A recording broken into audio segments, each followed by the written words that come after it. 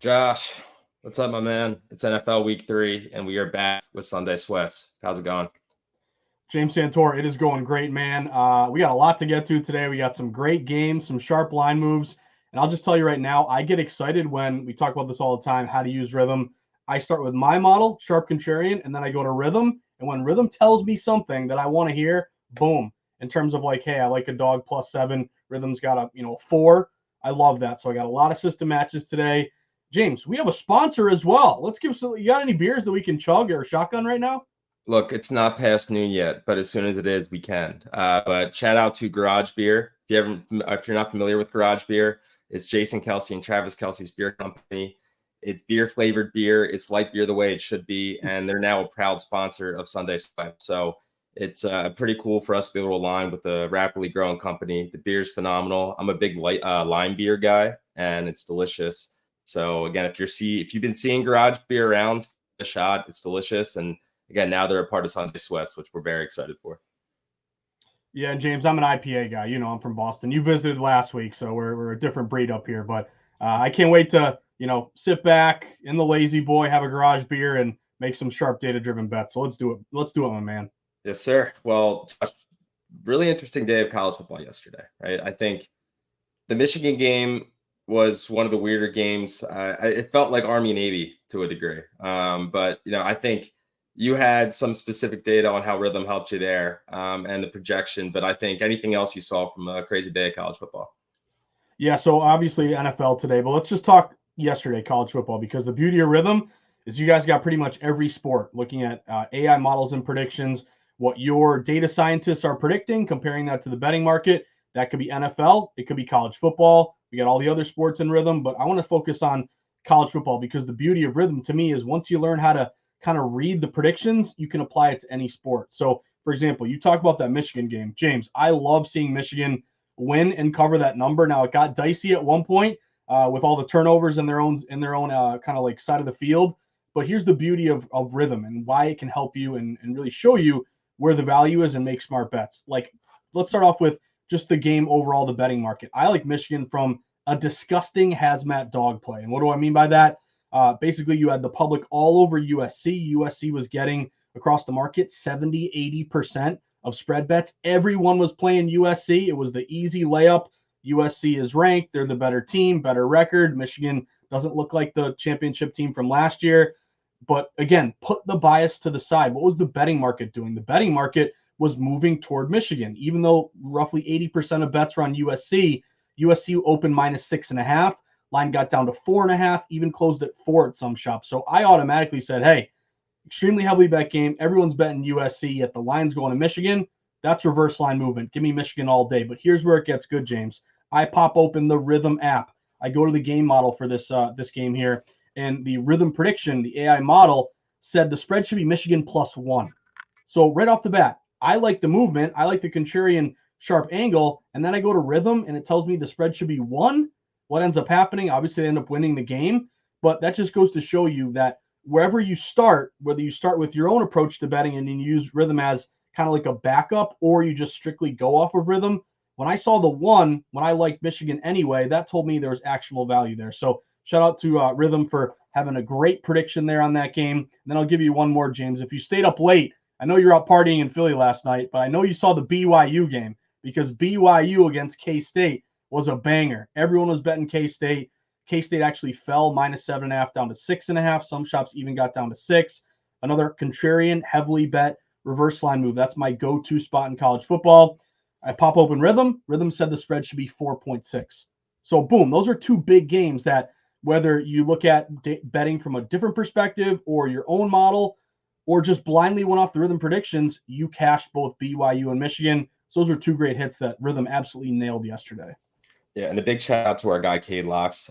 He just shared that he was plus $1,000 yesterday, and I remember getting a late night notification from him on that BYU game. So I know that it's been cool to again see a lot of our users and people being able to find those type of bets that otherwise they would not be able to find. And I think again it's helping people bet on games that again they also wouldn't watch. I think that's my favorite thing is I'm just watching a lot more college football. And outside of my Eagles too, in the NFL, just having the ability to kind of really understand what's going on in every game is something that I know we really find valuable. So Josh, heading into NFL, we had a phenomenal week last week as Rithmm, right? We had a 44% ROI on moneyline bets in NFL across all of the models that we have. We also had a 22% ROI on spread bets. So we are on fire with the NFL right now. We're heading into week 3. How did you fare last weekend? And again, what are some of the games that we're going to be looking at the week ahead? Yeah, so it was a pretty good week overall, just in terms of following the data, James, because that's why I love working with you and I love working with Rithmm. Because if you talk to a lot of people, in particular the NFL, you're going to hear a lot of people say the NFL is the hardest sport to handicap. And I agree. It's, a league where you have a ton of recreational money. The lines are super sharp set by the odds makers. But I think a big, reason why it's so hard to beat is because the majority of people betting the NFL are public bettors, regular average Joes, average Janes, betting based on gut instinct, bias. What have you done for me lately? That bias really clouds a lot of people's vision. So I think the beauty of Rithmm and the data-driven approach that I abide by is put all that aside. Like, go off of what the betting market is telling you. Don't go off of what you expect or hope or want or think will happen, and use the data to your advantage. So there's a ton of games today that really caught my eye. Like I'll just start off with one here that really jumped out to me: the Minnesota Vikings, James. The Vikings at home against the Houston Texans today. This one, let's start off with just a data perspective. Everyone is playing Houston here. I get it. I'm on the Houston over 9.5 win total. I really like the Texans overall. But every time you look at a game, look at just that specific matchup. Don't let the past or the future cloud you. And what's the present telling us about this game? That Minnesota's taking a lot of sharp action. We opened this game at a lot of shops. Houston was as high as I think a 3.5 point favorite on the road. And even though everyone's playing Houston, currently you're getting 70% of spread bets at DraftKings on Houston. This line's all the way down to 1.5, James. This was hanging 2.5 much of the week. It got down to 2. I also like steady movement when the line continues to go in one direction and never has any buyback. So if you look at kind of the betting market here, it tells you a lot of smart money is on the Texans because the line's moving in their favor, even though the public's playing Houston. And also, if you look at some betting system matches, if you look at 2 undefeated teams playing each other in week 3, the home dog is 9-4 against the spread, 69%. You also look at CJ Stroud. He's been great as a dog, 5-2 against the spread. As a favorite, 3-7 ATS. And then also you look at, again, if you're worried about just taking a 1.5 now, you might hold out for a 2. It's juiced up like it may get back to 2. You could tease up Minnesota. I don't mind that either. 1.5 to 7 after you go through a couple key numbers, but that's just one from a betting market that jumped out to me. And I think you might have some stuff from Rithmm on that game too, James. Yeah, look, I think the Vikings are one of the biggest unknowns so far this season, right? And I think everybody, CJ Stroud's he's got aura, right? He's somebody that people like to watch, they really want to root for. He's cool, he's composed, and he's made the Texans really good, really fast. But Sam Darnold, for what it's worth, has been absolutely phenomenal so far this year. Aaron Jones has been great, as again coming out of a situation in Green Bay where he was the lead dog for so long, and people kind of wrote him off. So they have the Vikings have something this year. Now, from a betting perspective, it's really hard to know how to understand how good they are. Because if Sam Darnold returns to the Sam Darnold of old, then the Vikings are going to be that god awful team that people pretty much expected. So again, from a betting side, I'm staying away from totals on this game. I'm staying away from the money line. Like, I'm not interested in traditional. Again, and just for clarification for people that might be new, I'm not the smartest bettor, right? I'm the person that doesn't have the time to go and do my research like Josh, but I use Rithmm as, again, my way to feel confident betting, again, a game I otherwise wouldn't really know much about. So for the player prop side of things here, right, I love the Texans receivers. I've talked about that before. So that's where I'm really looking comfortable. I've got Nico Collins over 74.5 receiving yards. Again, Nico Collins he could potentially be a top 5 to top 10 receiver with the way that he's playing with CJ Stroud.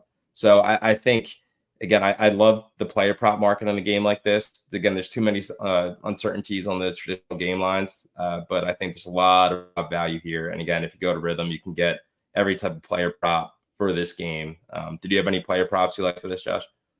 Yeah, so there was one. I'll just mention this because I was looking for it. In terms of Rithmm backing up kind of the data driven approach, Vikings right now are plus 1.5. You might be able to find a 2.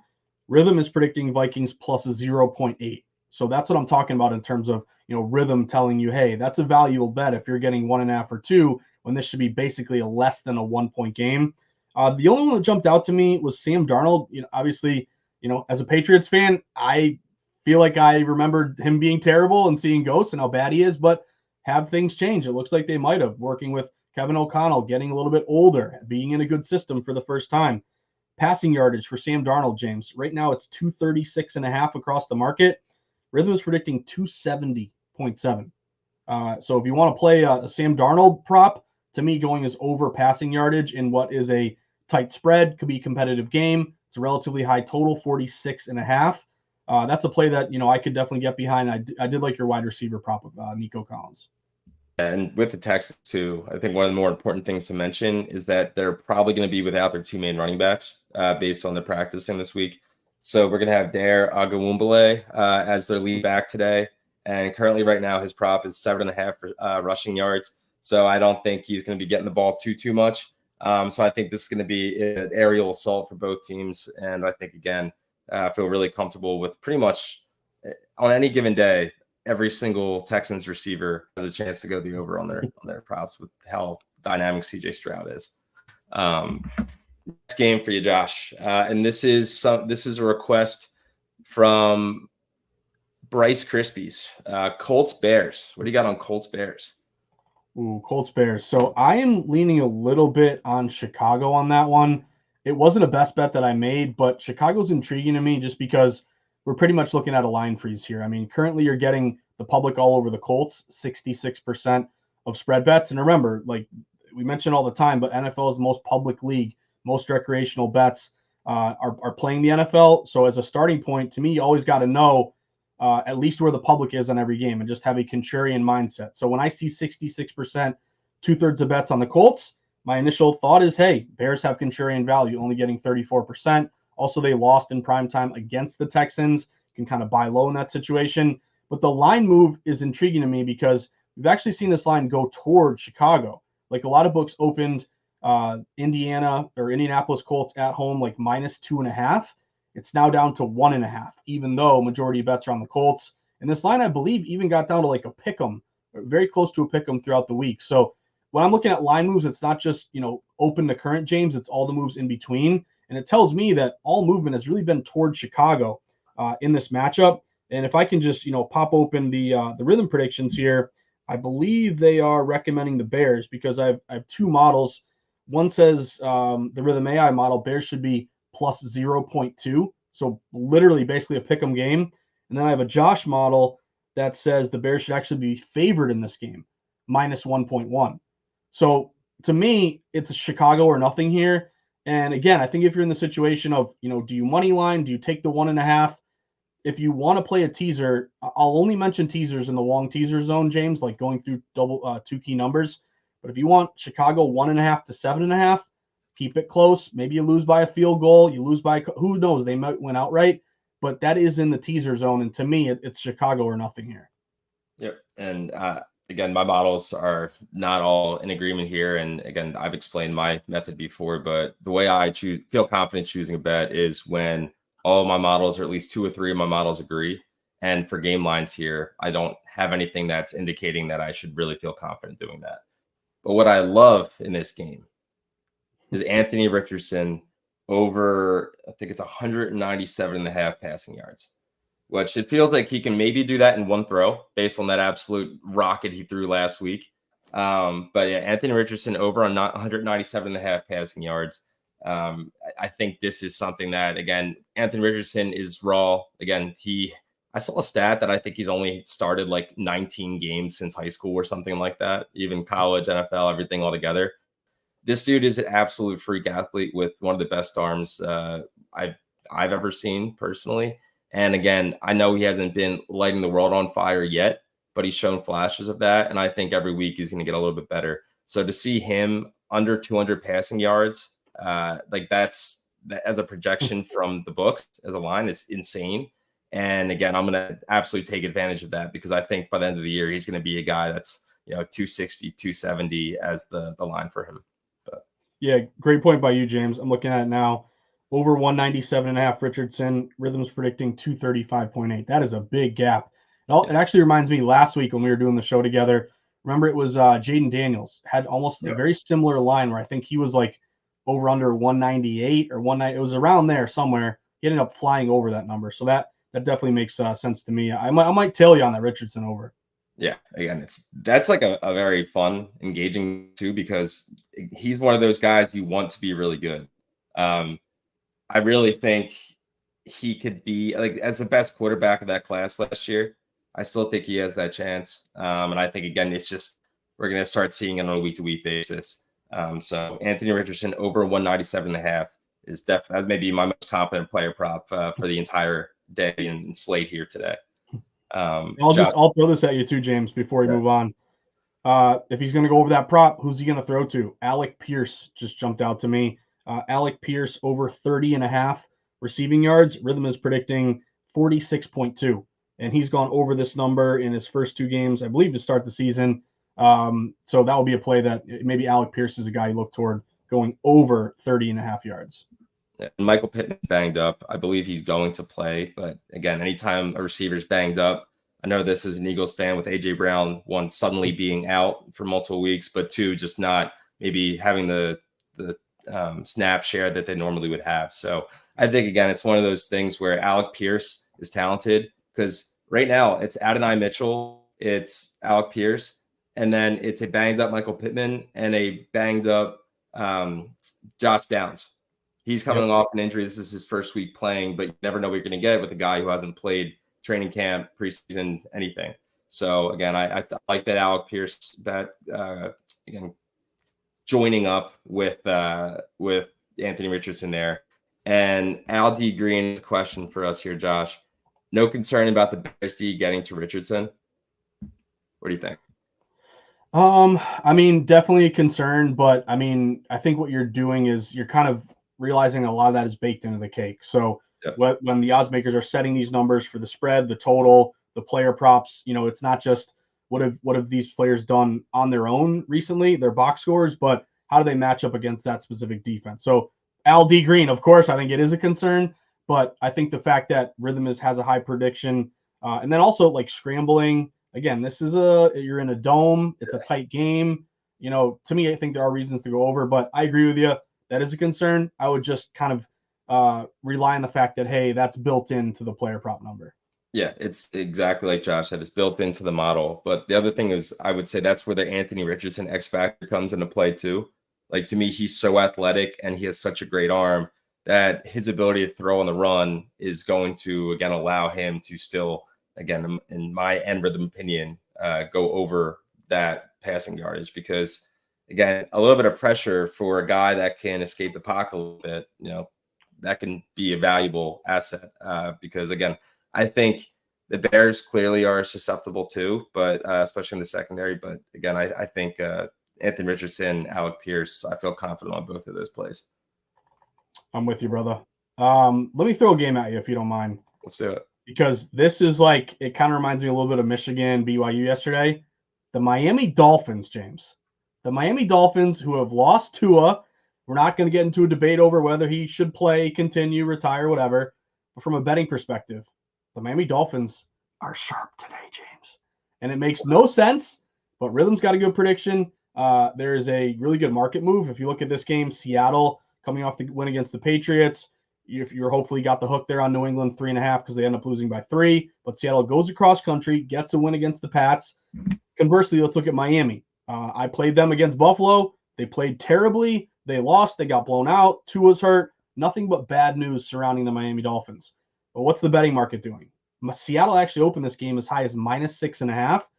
Everyone's playing Seattle. They're done with Miami because Tua's hurt. They got no belief in Skylar Thompson. I get it. Makes total sense. But wise guys seem to like Miami today. This game opened -6.5 Seattle. It's down to -4.5. James, I'm seeing shops go down to 4 right now. This line continues to go toward Miami, even though no one wants to play Miami. You're matching quite a few good systems here. One angle that I like is road dogs, just a very simple way to go contrarian because the public loves home teams and favorites. But road dogs this year, 14-10 against the spread to start the season, 58%. They're pretty consistent, 54% against the spread since 2018. Remember, 52.38% is your magic number to beat the juice and turn a profit. But here's another growth system. You might see on Twitter, people, there's variations of this, but dogs off a blowout loss. If you lose by 20 points or more the previous week, you come back the next week, those teams are covering 57% of the time since, I believe, around 2020 or so. And then also, Miami does have a rest advantage. Remember, they played Thursday. Seattle played, East Coast. You got to travel, and they played on Sunday. So this one makes no sense, but Rithmm has a prediction here, James, of Dolphins plus 1.1, Dolphins plus 0.8. Hopefully you got the hook here, the 4.5. It's getting down to 4. I'm on Miami plus 4.5 in this one. You got anything on this one, James? Yeah, I'm all over the Dolphins as well on all my models. So on the spread and also on the money line. They're still the Dolphins. They're still a talented team. Obviously Tua is Tua, but there's different levels of quarterback play, and he's, to me, was never in the uppermost tier. So, he is replaceable, maybe not from a leadership perspective, but from a on the field perspective. And anytime a team is Tyreek Hill, you're going to be competitive in games. So I think, again, this is one of those times when all my models agree on something, I feel really confident making that decision. So I'm on Dolphins plus 4. I read the models. This is my blueprint model I copied from the leaderboard. But we are predicting, let's see, Dolphins plus 1.3. So again, I feel really confident in this play. Again, I think Devin Shane's going to have another great game. Raheem Mostert's out. But again, this is like the Dolphins are kind of like the Niners, and where guys may be getting hurt and they'll throw somebody else in there that's going to be just as good, if not better, in the system here. So again, I'm in alignment with you on the Dolphins. It's going to be strange again to see what does happen with them, but they are a talented team with Tua or without Tua. And to your point, coming off longer rest. And again, I think it'd be nice for a little upset with the Dolphins. And I think the Rithmm community would have some big wins from that. Yeah, I'm with you on that one. And I think you got to get comfortable betting the NFL, betting games that make you feel disgusting. Like, I don't know however you want to put it, but like anytime you see a game where it looks too easy, it's a layup, you should be concerned about that. Anytime there's a game where it looks gross, but you trust the market, to me, you're going to be rewarded more often than not. So I'm with you on this one. Let's go Fins. What's next, James? We got any questions from the users, or should we pick another game? What are you thinking? Well, I mean, look, I told you what was going to happen when I was in Boston. I knew Kirk Cousins was going to go in the prime time and break my heart, and to not be, surrounded by my brethren here in Philly and having to do that while in Boston, it was tough. But I've overcome. I can't believe that I'm scared that the Eagles are facing Derek Carr and the Saints, but I am absolutely horrified the fact that the Eagles are dogs today against Derek Carr and the Saints. I mean, this is like, I'm not surprised, but it's just frustrating. So I don't really know, as an Eagles fan, what to think about this game. I think there probably is some value on the Eagles because my models share that. But Josh, as a non-Eagles fan, what are you thinking about this game? So, James, I was hoping we'd both be happy in that Falcons-Eagles game where all I cared was that the Falcons would cover. Like, I was hoping you would get your 1-point win or 3-point win and I would cover. But I still think once you get A.J. Brown back, I think things will look better here. Yeah. Now, I'm a little torn on this game because I think if you look at Rithmm, you're totally right. Eagles have some value here. I'm looking at a spread here where Eagles actually should be favored by a couple points. I'm looking at another one where this is like Eagles only getting like 0.07. So basically, from a data perspective, I think there is value to maybe buying low in Philadelphia. You're going contrarian here a little bit. I think there's like 60% of bets on New Orleans. The one thing with Philly is I think you got to get the 3. You're hovering around 2.5, 3. If you want to tease up Philly 2.5, again, to 8.5, you're going through a couple key numbers here. Al Green, same kind of thing here with the points. I think if you're playing New Orleans, you're looking at a money line play. The line did move toward New Orleans. That's what I do have to respect. I don't think it's just public, Eagles look bad, New Orleans look great. I saw some stat, James, where New Orleans has scored in like 10 straight drives or something about their offense. Just ridiculous right now. They're at home. You're in the, the Superdome there. I have to admit, though, even though it's 60% of bets New Orleans, it might be a little pro and Joe because the line has gone only one way toward New Orleans. Like a lot of books opened, as low as like a -1, even like a favor small favorite of Philadelphia on the look-ahead line.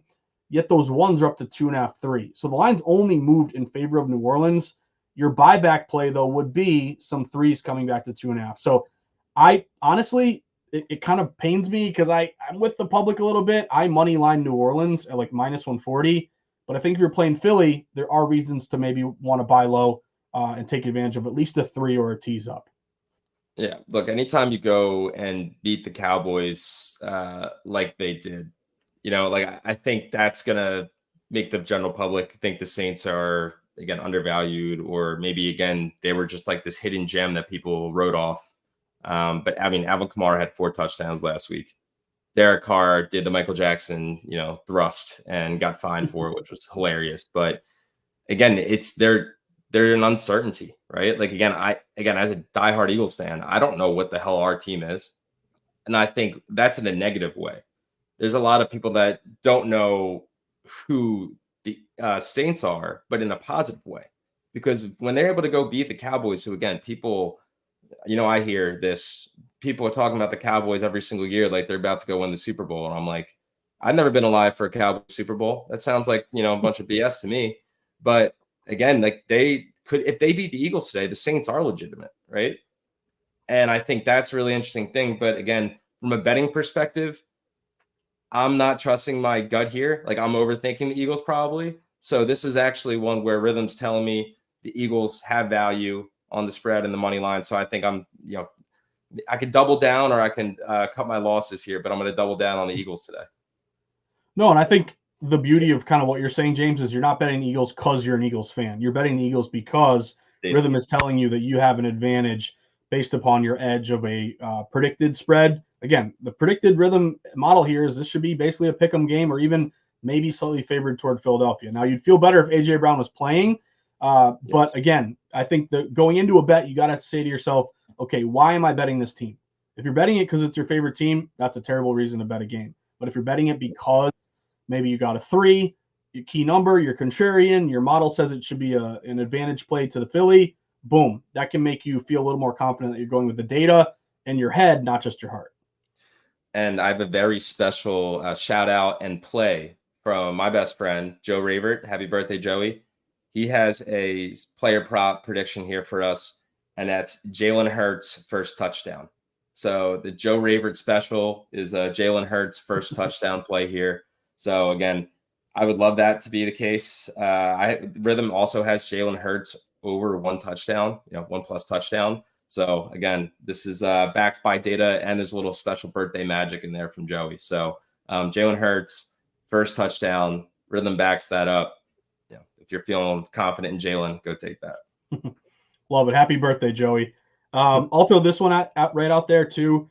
Rashid Shaheed. This guy's been incredible. I'm actually kicking myself. I'm in a fantasy league with my buddies from high school, and he was hanging right there in like the 11th round. I'm like, why didn't I take him? I should have. Anyway, his over-under today is 50.5, 50.5 receiving yards. Rhythm is predicting 60.1, and he has looked great in the first 2 games, 73, 96. Can he get, maybe behind the secondary of Philly? Shaheed, to me, would feel like a popular bet just because he's played so well the first couple games. But again, this isn't just hey, he looked great, play him to go over no matter what. This would be an over bet 50.5 because the data is telling you it's closer to 60. Yeah, he's the guy every year in fantasy that you see on the waiver wire, and you're like, I don't know. And then he'll go off for like 150 yards and 2 touchdowns. Then you'll pick him up, start him, and he'll have 0 targets and 0 catches. And then you drop. It's like an ongoing cycle. But he has been pretty amazing so far this year. And again, the Eagles secondary, I think I can maybe go for 150 receiving yards against. Unfortunately, they are not what they were of years past. So again, this will be a really interesting game. It could get real ugly real quick if Derek Carr is playing like he has been. Now, I freaking hope not as an Eagles fan, but I am not sure because the Eagles defense has not really played the way we've needed them to play. Again, last week, they did hold the Falcons to 21? I forget the score. I blocked that out of my head. But that was also the Falcons and Kirk Cousins, who they're a JV team to me. They should be, except they beat us. But so again, I think Rashid Shaheed is going to have to be a big part of the Saints offense. Taysom Hill's out today too. Like he's going to have to be a focal point. And if he can burn Slay and the other guys, then it could be a long day for us in Philly. And I think one thing to keep an eye out for too when you're betting a game is be conscious of the total. Like this is one of the highest totals of the week, 49.5. I saw one book at 50. So when you're looking at a high total, you got to think about, okay, who does that benefit? Historically, you've really liked to play dogs on low totals. So totals closer to 40. If you're on a favorite, you want a higher total closer to 50. Now, why? Because the more expected points scored leads to more offense, leads to it being a little bit easier for the favorite to cover. So what I'm getting at there is that kind of does bode well for the Saints, just if it's going to be a high scoring game, that they can maybe cover that, 2.5. But you mentioned Kirk Cousins, James. So let's go to the Sunday night game because I cannot wait to sweat this Sunday night game. Kansas City, Atlanta Falcons. I love Atlanta tonight. I'm a big Falcons bettor. Randomly, 2 weeks in a row, I'll be a big Falcons bettor. But this just is like a wheelhouse play for me. Everyone is playing Kansas City tonight. Kansas City is getting upwards of like 82% of spread bets. Everybody and their mother in a primetime game going with Kansas City. So this reminds me a lot of the Michigan USC game. Like Kansas City is in that USC spot. Atlanta's in that Michigan spot. This game opened Kansas City as high as -4.5. Everyone's playing Kansas City. James, we're down to 3. So that just tells me right off the bat, public's going KC, yet the line's going to the contrarian home dog Atlanta. Tells me a lot of smart money on the Falcons here. Falcons would be contrarian in a heavily bet primetime game. Primetime dogs have really barked historically. They're 56% against the spread. No Pacheco. Kansas City has some injuries here. They've, I think their left tackle in that last game looked really porous. So I love Atlanta. I think the important thing with Atlanta is you got to get the hook, the 3.5. If you didn't get it earlier this week, you might want to wait it out because a lot of these books are Kansas City -3 at -115. So I think between now and kickoff, it may just naturally get back up to 3.5. But if you can get the hook, I love the Falcons in this spot, James. And I popped open Rithmm. They have a prediction here of Falcons only plus 0.3. So they're basically predicting a coin flip game. You're giving me 3.5, super contrarian in a heavily bet primetime game. I love Atlanta tonight. I'm going Atlanta plus 3.5. What do you got on this one, James? This is a Kirk Cousins legacy game. I mean, after last week, if he comes in here and beats the Chiefs, then like this is people are going to be talking about Kirk Cousins again. And Rithmm actually has Kirk on the over passing yards, right? So right now, Kirk's got the over 232.5. Rhythm's got 242.9. Again, for whatever reason, they don't love using superstar Bijan Robinson that much. So they're going to be airing the ball out. And I think, again, if the Falcons have any chance here, Kirk's going to have to play like Kirk, the superstar, not Kirk, the guy who looked like awful against the Steelers in week 1. So I think Kirk Cousins, again, if you're feeling the Falcons here, then you should also be comfortable in the Kirk Cousins over passing yards prop because one kind of needs to happen for the other based on the usage of a guy like Bijan Robinson so far this year. But yeah, my Rithmm models are a little bit skewed on this one. I don't have anything that makes me feel real confident either way on the Chiefs or the Falcons. After watching that Falcons game last week, again, I think they have talent. They have this thing to them that they could be one of those fun dark horse teams, kind of like the Saints. But it really comes down to what Kirk Cousins you're going to get. And again, for some reason, not using guys like Kyle Pitts and Bijan Robinson the way that anybody should be using them because those guys are unbelievable and they're not getting the usage that they need. So hopefully, again, on the coaching side, they can get them more in the game, get them more involved in the game plan and script. But again, this game comes down to Kirk Cousins being able to perform. And if not, then again, Patrick Mahomes can make anybody good, and he's going to make Carson Steele pretty damn good if he needs to be. Yeah, and our buddy Mike said if Cousins wins this game, he's going to get a platinum membership to Costco. So, he loves those Costco shirts. He lets the wife dress him. He's kind of a funny guy in a way. But I think one angle with Cousins that you mentioned, which I think is important, is just getting more experience with a new team. Like transitioning to the Atlanta Falcons, coming off his injury, week 1. He threw for 155 yards. Last week, he threw for 241. I mean, he's getting more acclimated to his teammates, to the system. If you look at his prop bet, you mentioned him having to play well tonight to cover the number. Over 232.5. Rhythm's predicting 242.9. So that kind of makes the case for considering that over prop. I'm with you in terms of like the coaching. Like I was on that Bijan Robinson. I think he was over 26.5 receiving yards. He came up just short. I'm like, dump it off to the side. Like he'll rip you off 10, 15 yards. They just don't go Every to time. him. And Kyle Pitts, same thing. You draft him, what, 5th overall, and you never target him. They got to really just, target your skill players. I mean, obviously they're smarter than me. I'm a better. They're professional, NFL coaches, but I just don't understand why you don't go to your best players more often. Look, just like we as human beings tend to overcomplicate when it comes to betting with our heart, I think coaches tend to overcomplicate what they have in front of them. And having a mixture of Bijan Robinson and Kyle Pitts together should be the recipe for success. I don't care who you have behind, as your QB.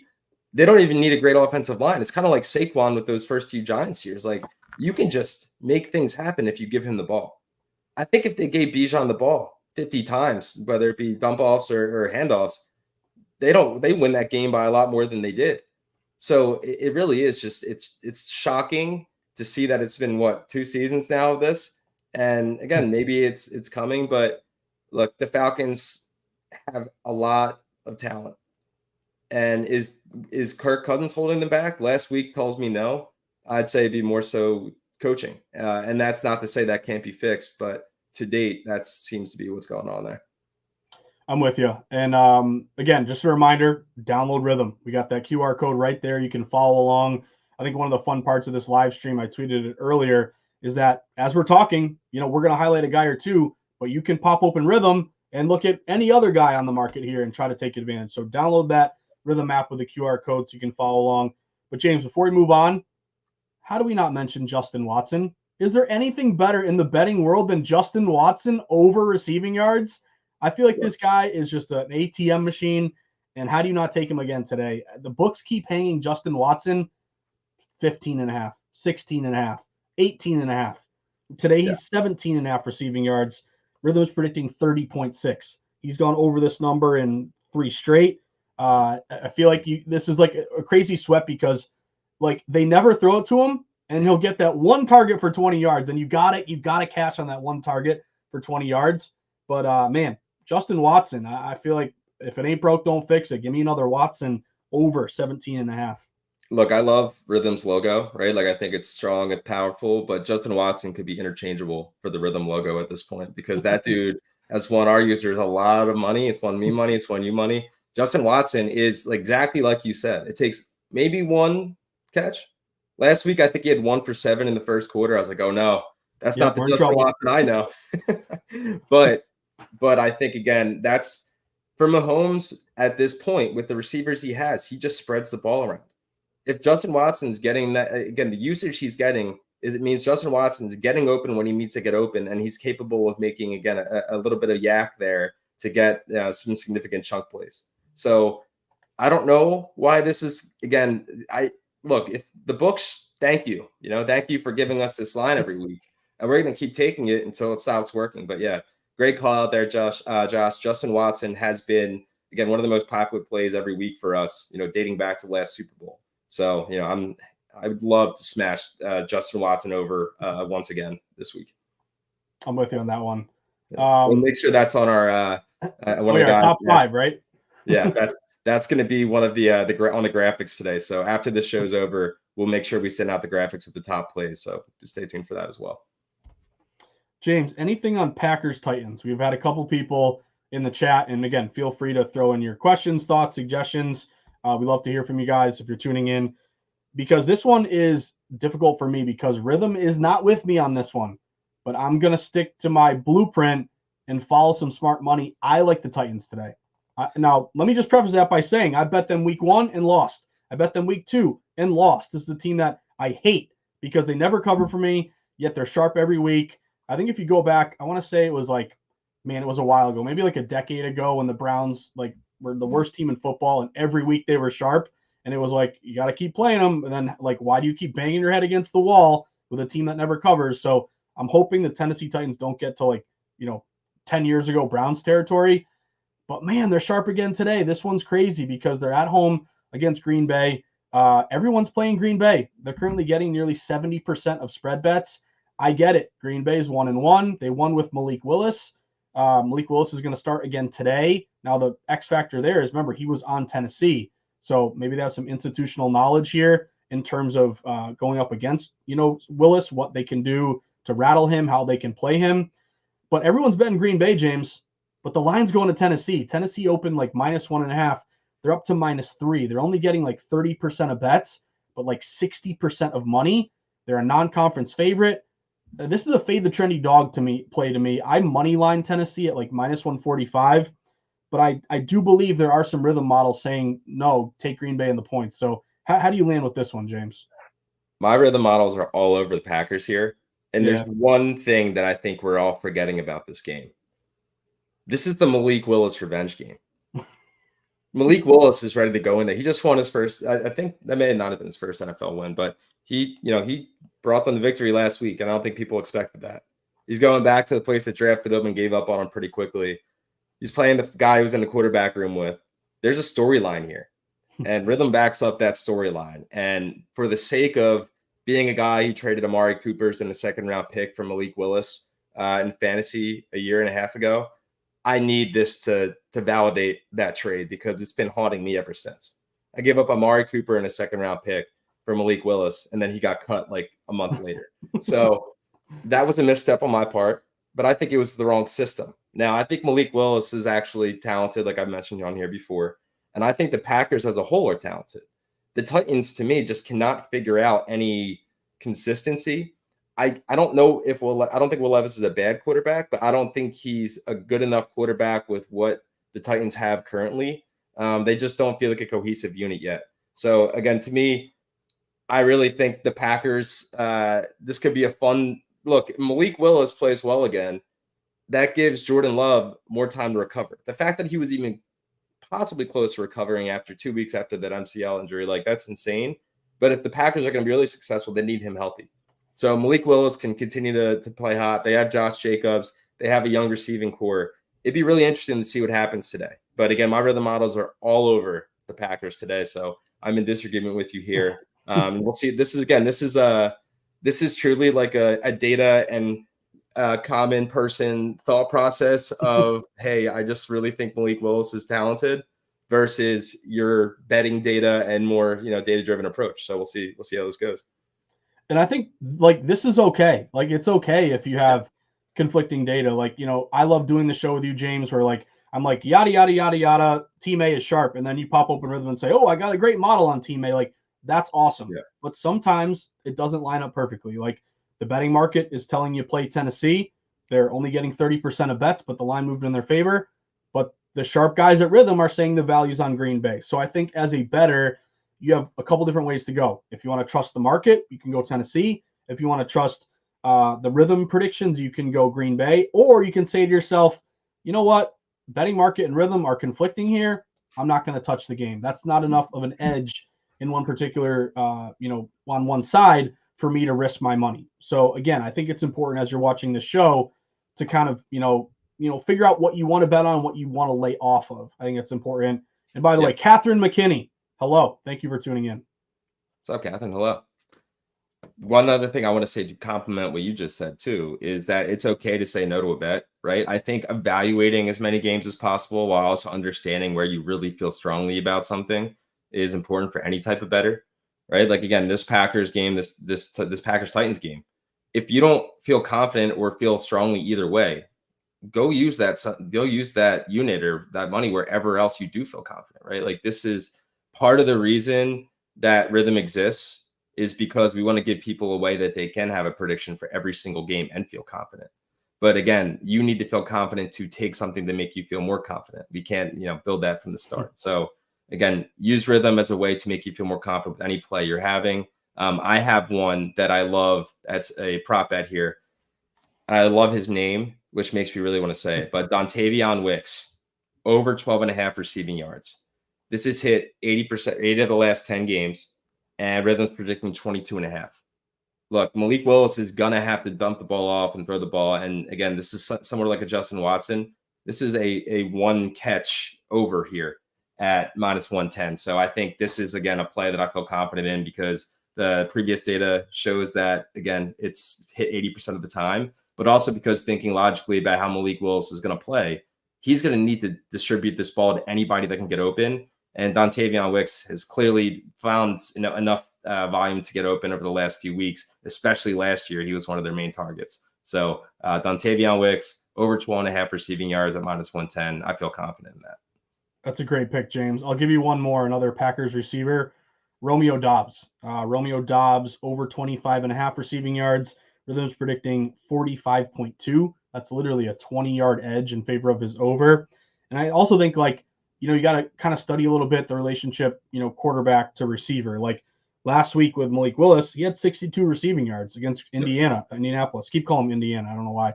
But that to me tells you, hey, there might be a connection there, Doubs and Malik Willis. So if the betting market's 25.5, Rhythm's 45.2, Doubs could be another guy you look at to go over that receiving prop. Yeah, again, the Packers receivers it's kind of like, it really is like the Chiefs. I feel like a lot of their guys, there is a distribution every week. Usually there's one that has 100-something yards or 70-something yards, but again, you'll get a few guys sprinkled in there with 20, 30, 40 receiving yards, which from a betting market perspective is extremely valuable. So again, that'll be an interesting game to watch. Again, I think both of those teams are complete unknowns right now. Packers mostly because of the quarterback situation, Titans because they've shown flashes of being good while not being able to really drive that home yet. So it'll be a fun game. Josh, I got two more games. Actually 3 games. We'll do 2 quickly, and then there's one that I've seen a few people ask on the chat here. But Ravens, Cowboys, and then Lions, Cardinals. I think let's just do some quick hitters here because Ravens, Cowboys is interesting. Ravens are 0-2. Cowboys coming off getting absolutely smoked by the Saints and Derek Carr. What are you seeing in that game? And any player props you like to? So I want nothing to do with Dallas, Baltimore. This is just, to me, this is a coin flip game because if you look at the spread on this game, it's -1 Baltimore. Some books might be going up to 2. Some books actually did hop the fence. I saw an opener at some books like Dallas -1, and now it's Baltimore -1. Baltimore is getting 66% of bets, 75% of money. So I guess I'd lean a little bit Baltimore, but also, I don't want to, be on the public side here, getting the worst of the number. And then again, Dallas, buying low after not looking good last week. They would have some buy low value here.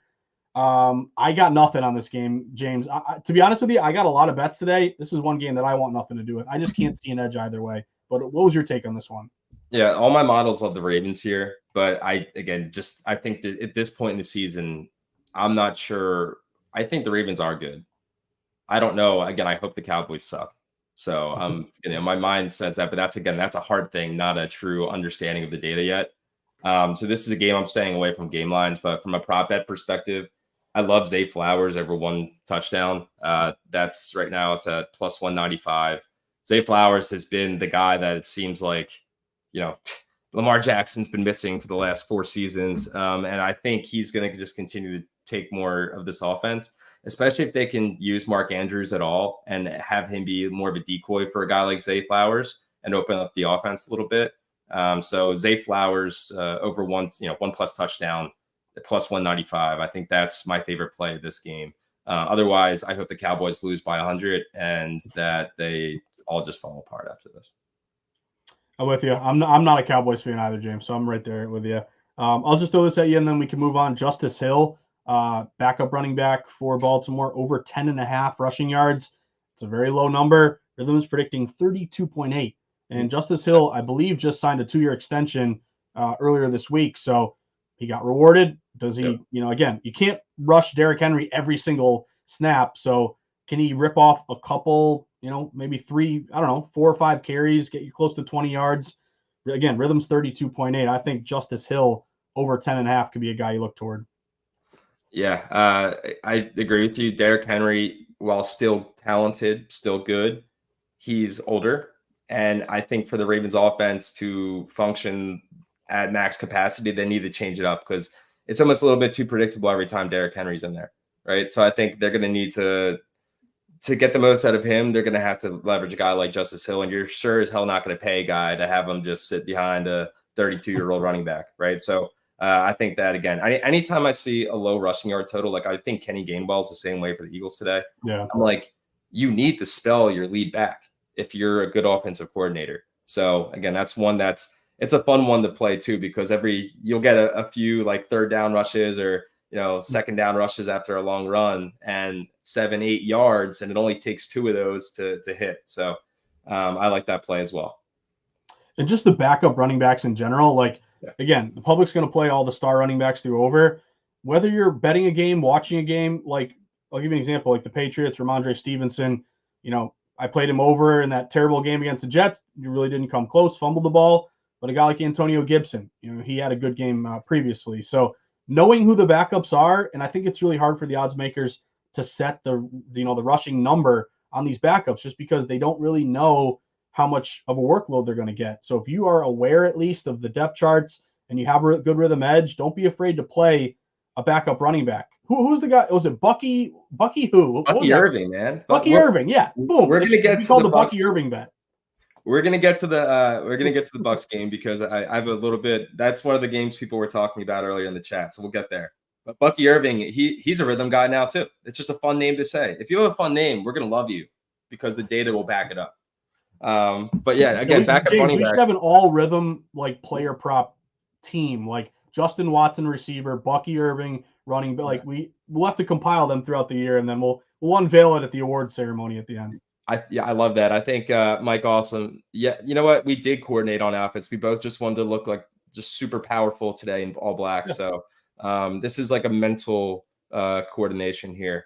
But Mike, maybe you can help us compile that player prop list. I think that'd be really fun, because I have a few other guys, including Wandelay Moore, who I know it's Wandale, but we're gonna say Wandelay because it's fun as hell, even though we didn't hit last week. But that's okay. Next game, Josh. Detroit Lions, Arizona Cardinals. Again, I've talked about my short kings on the show as a short king. We got Kyler Murray just balling out so far this year, being the guy that, again, I think a lot of people have expected him to be over the past few years. But, the Lions off a bad loss to the Bucks. What do you expect in this game? What are you looking at? So it scares me that Detroit's the buy low play, after a bad loss versus Arizona after a huge win. So if you're just playing a buy low, sell high, you can make a case for Detroit. I think there are some rhythm models here that do tell you to play Detroit.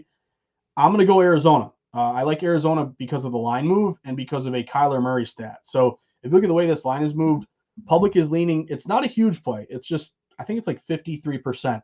So basically a coin flip, but slightly public leaning toward Detroit. Yet the line's really moved toward Arizona. I mean, this game opened Detroit -4.5. It's down to 3. And if you look at the juice on all the threes across the board on your live odds page, they're all juiced toward Arizona. So it's all Arizona +3 at -115, -120. So between now and 425, here's something a little test case. Do we get down to 2.5? If this gets down to 2.5, that's going to be a great sign for Arizona. If this levels off at 3, or maybe it flips and buys back toward 3.5, that'll be a good test case for Detroit. But I'd like the fact that Arizona is seeing this line movement. They'd also be a dog who can score system match. So Arizona's averaging, I think, like 34.5 points per game. When I'm on a dog, I want a dog who can put up points and either keep pace or backdoor cover. And then the stat that I wanted to give you with Kyler Murray, he's one of the best underdog quarterbacks in the league since he entered the NFL. He's 26-14 against the spread, 65% as a dog.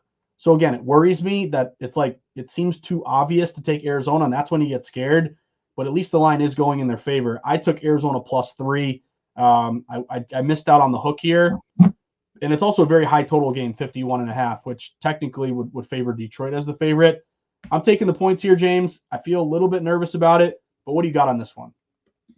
Well, my models love the Lions, but personally, this is one of those early season things. I don't know enough about either team yet to feel confident, right? I think the Cardinals, I've thought this for the last few years, honestly, that they're way more talented than their record would show. And that's for a lot of reasons. I still feel that way. And I think now, again, they're starting to become a team that has talent, the pieces and the coaching to maybe, make a run here. The Lions, I also believe they're really talented too. So again, the Bucks are also talented. That's why they lost them last week. But I don't know enough about either team to feel confident in the gameplay here. This is one of those games I just want to watch, as a fan. Like, this is a game that you're going to learn a lot about each team. I think it will be a close game. Again, my Rithmm models, if I had to lean anywhere, would be on the Lions on the spread and money line, because again, all three models do agree on that. But my favorite play in this game is my guy Jamison Williams, anytime touchdown score. He started his career off a little slow, but over the past 3 weeks, he has 3 touchdowns, right? He's a guy that I think is just going to be, Jared Goff's going to be able to lean on, and especially as a downfield threat, it's just going to become a problem. So I think he gets loose for one. So JMO, anytime touchdown score, that's at plus 190 at Rithmm, and Rithmm's giving me that prediction there. So I would love to see JMO in the end zone today. Yeah, a good point by you. Like, again, if you're conflicted, don't force it. But also, if you don't see value in the side, look toward the player prop market. So I'll throw this one at you, James. I think there's going to be a lot of, Amon St. Brown, Marvin Harrison Jr., Gibbs, all the major guys. Michael Wilson, though, one of the second tier wide receivers for the Cardinals, over 26.5 receiving yards. Rhythm is predicting 44.7. Last week he had 31. Now he's gone over this number in 3 of his last 4, dating back to last year. But is this a guy who, in a very high total game, maybe can get some action? A lot of focus is on Harrison. Can Michael Wilson kind of fly under the radar? So I'd lean pretty hard on Wilson over 26.5. Again, Rhythm's got a 44.7. You know what, Josh? Something interesting that I just thought of as you're talking about Michael Wilson is, a lot of people here probably play fantasy football. I'm a big fantasy guy. Again, shout out to my boy Joey Rayford, who we just talked about his birthday. He's our commish. Every time I see transaction trends in fantasy football, I wonder what their betting markets are like on the prop side, right? So I think he's a guy I've seen a lot of action with, a lot of trending upwards recently. Now it's interesting to see how that performs from a betting perspective. And I think that's something that, again, I want to start, checking more often, is seeing, again, those guys, the ads and the drops, and what that does to the line movement, right? But I think he's a guy that clearly, based on what I'm seeing from a fantasy football perspective of getting added to a ton of teams, again, there's probably still some value there on the betting side, because maybe the markets have not adjusted to that. So again, that's something, again, just as people are seeing other things that they're looking at from a data perspective, see how it relates to, again, sports betting. But again, Michael Wilson, I have seen a ton of him recently, and I was going to use that as a backup to JMO as a player prop recommendation as well.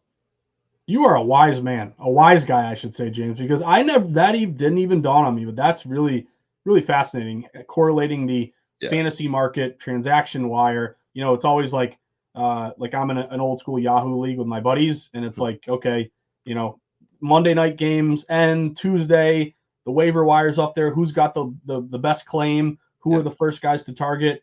What if we kept track, or I don't know, maybe found out like the top 10, most popular waiver wire pickups, and then compared their projections to Sunday?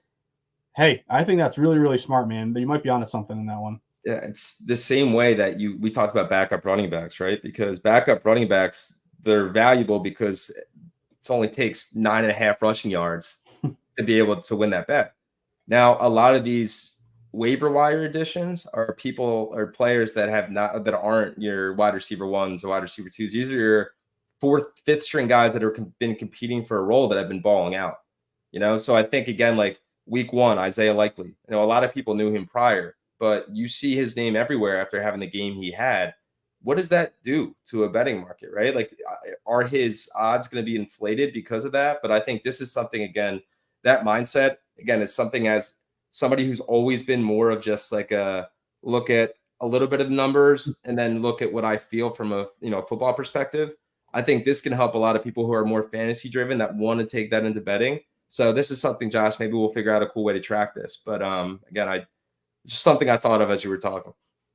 No, it's really cool. And when you were mentioning it too, like, honestly, I don't know. This is kind of the fun thing with betting systems, is like sometimes I'll have an idea and be like, oh, I don't know, West Coast teams going east for 1 o'clock, that's a bad thing. And then I dial it up in my database and I find out, oh, it is a bad thing. Or I find out, no, it's the opposite. Actually, it's the other way, or it's negligible. It's like there's no edge either way. So I'm thinking maybe they're overvalued only because, a lot of public people play fantasy. And if those are the guys the public is gravitating toward, are they basically a popular, stock that everyone's buying that you want to go against. But again, could be totally wrong. But James, we just did an hour of excellent game bets, player props for NFL Week 3. I got to get going here to get the grill going for some some game day snacks here. But anything you want to finish off with? Again, as always, thank you for everyone for listening in. I'm super proud of just doing this each week with you, James, and seeing the growth and being able to just hang out and talk sharp bets. So, what do you want to leave us off with today before you guzzle a garage beer, James?